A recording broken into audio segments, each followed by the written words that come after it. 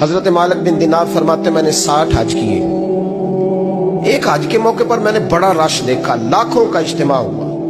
मेरी बातों की समझ तो आ रही है ना आप दोस्तों? जो नहीं बोल रहे उन्हें भी आ रही है ना? अल्लाह जज़ा दे। कहते लाखों का मजमा था तो मेरे दिल में ख्याल आया, मैंने कहा अल्लाह इतने लोग आए हैं, इनका हज कबूल भी हुआ है कि नहीं? फरमाते मैं सोच रहा था तो रात को ना ख्वाब में मैंने किसी कहने वाले को कहते हुए सुना कि सब का कबूल हो गया।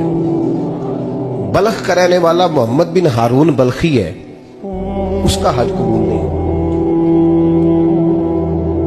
फरमाते शहरों के अलग-अलग खेमे लगते थे। अब भी आप हज करने जाएं तो पाकिस्तानियों की रिहायशें अलग होती हैं, इंडियन की अलग, बांग्लादेश के अलग, मिस्री, यमनी, सब लोग अलग अलग रिहायशें होती, झंडे लगे होते हैं मुल्कों के। कहते मैंने सवेरे उठ के ढूंढना शुरू कर दिया, ढूंढता हूँ वो बंदा मिले।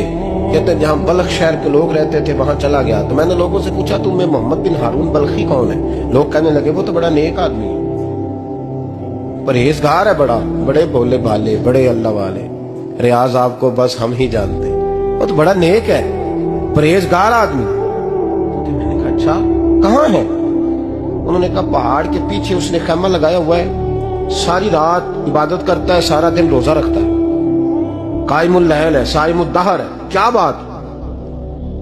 फरमाते मैं उन लोगों की बात सुन के हैरान हो गया कि मुझे क्या बताया गया, ये क्या कह रहे हैं? फरमाते मैं पहाड़ के पीछे गया। हज़रत मालिक बिन दिनार अलैहि रहमा फरमाते हैं जब मैं वहां पहुंचा तो मैंने उस शख्स को मुसल्ले पे बैठे देखा। कसरत इबादत के आसार उसके वजूद पर नजर आ रहे, सीधा बाजू उसका कटा हुआ था। फरमाते 2 रकते मुकम्मल करके ना मैंने उससे अस्सलाम वालेकुम कहा तो मुझे कहने लगा वालेकुम सलाम, आप मालिक बिन दिनार हैं? मैंने कहा बड़ी इसकी फिरासत है। फरमाते फिर उसने ठंडी सांस ली, कहने लगा आपको ख्वाब आई होगी कि मेरा हज कबूल नहीं। फरमाते मुझ पर और बिजली गिरी कि क्या कह रहा? मैंने कहा यार लोग भी तेरी तारीफ कर रहे हैं और तेरी बसीरत भी बड़ी है, तो ये माजरा क्या है? कहने लगा आप ना पूछे। ये कह के उसने रोना शुरू किया, देर तक रोता रहा। मैंने कहा नहीं यार तू बता। कहने लगा नहीं आप ना पूछे, आप नाराज हो गए। मैंने कहा मैं नहीं होगा, तू बोल ना। कहने लगा हुजूर 24 साल हो गए मुझे हज करते हुए, 24 साल, 24वां हज है मेरा, और हर साल कोई अल्लाह का वली आके बताता है कि जा चला जा तेरा कोई नहीं कबूल हुआ। बेपरवाही वेख सज्जन दी जिथे किसे दी पेश न जावे, उन्हें ताजा वाले दर दर रोले ते मंगते तख्त बिठावे, आजम किसे नु कारा मिलदा ही कोई काबे हो खाली आवे। कहते हैं उसने मुझे कहा हुजूर 24वां हज है, हर साल कोई बताता है। मैंने कहा तेरी गलती। कहने लगा मैं अपनी माँ का नाफरमान।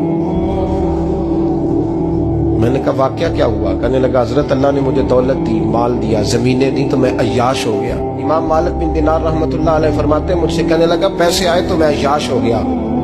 रमजान का महीना था, असर के बाद मेरी अम्मा इफ्तारी की तैयारी कर रही थी, मैं गया, मैंने कहा शराब पी हुई, अम्मा रोटी दे, तो अम्मा कहने लगी शर्म कर, शर्म कर, रोजा रखा नहीं तो जिन्होंने रखा है उनका तो ख्याल कर। कहते अम्मा की बात का मुझे गुस्सा लगा। मैं कहा करता हूँ बदनसीब है वो बेटा जिसका बाप उससे बात करते हुए डरता है कि पता नहीं कहां से बोलेगा।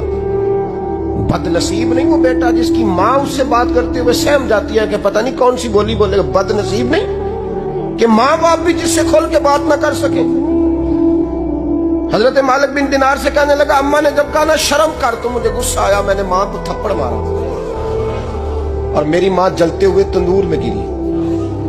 लोगों ने मुझे पकड़ के अंदर बंद कर दिया कमरे में। सारी रात मैं शोर सुनता रहा पर नशे में धुत रहा। सवेरे आंख खुली तो मेरी बीवी बैग बांध रही थी। मैंने कहा कहाँ जा रही हो? कहने लगी जो माँ का नहीं बना मेरा कैसे बनेगा? तो मैंने कहा मेरी अम्मा का वो तो लोगों ने रात को ही दफन कर दी जनाजा पढ़ के। तड़प के कहने लगा मुझे क्यों नहीं बताया? तो कहते हैं लोग कहने लगे तेरी मरती हुई माँ कह गई थी इसे मेरा मुंह ना देखने देना। मेरे जनाजे के करीब ना आए। हज़रत मालिक बिन दिनार फरमाते हैं जब उसने ये बात सुनाई तो मैंने भी उसके मुंह पे थप्पड़ मारा। मैंने कहा तू इसी काबिल है। कहते हैं वो रोने लगा, हुजूर दुआ करे अल्लाह मुझसे राजी हो जाए। कहने लगा जब माँ की इंतकाल की खबर मिली तो मैंने कुल्हाड़ी लेके वो हाथ काट दिया जिससे माँ को मारा था। میں نے ساری جائیدادیں خیرات کر دی. 24 سال ہو گئے, 24 سال ساری رات نماز پڑھتا ہوں, روزہ رکھتا ہوں, حج کرتا ہوں, پر ہر سال کوئی آ کے کہتا ہے جا دوڑ جا, تیرا کوئی نہیں قبول ہوگا. حضور دعا کرے مالک راضی ہو جائے. فرماتے میں تھپڑ مار کے آ گیا, میں نے کہا تجھ سے راضی ہو جائے اتنے ظالم سے. امام مالک فرماتے رات کو آ کے سویا تو مجھے خواب میں رسول پاک کا دیدار ہوا. تو نبی پاک علیہ السلام نے فرمایا مالک تو اسے مایوس کیوں کر آیا ہے, اللہ تو بڑا مہربان ہے. کہا حضور ماں کے نافرمان کو معافی کیسے ملے گی؟ تو امام مالک فرمانے لگے نبی کریم نے فرمایا جا اسے جا کے بتا دے تجھے قیامت میں تیری ماں کی وجہ سے بخش دیا جائے گا. کہا حضور اماں کی وجہ سے کس طرح؟ تو محبوب فرمانے لگے اس کی ماں قیامت میں اس کے خلاف مقدمہ دائر کرے گی رب کریم کی عدالت میں, اے اللہ میں نے 9 ماہ پیٹ میں رکھا, درد سہ کے اسے جنا, جگر کا خون پلا کے پالا, اور اسی نے مجھے قتل کیا.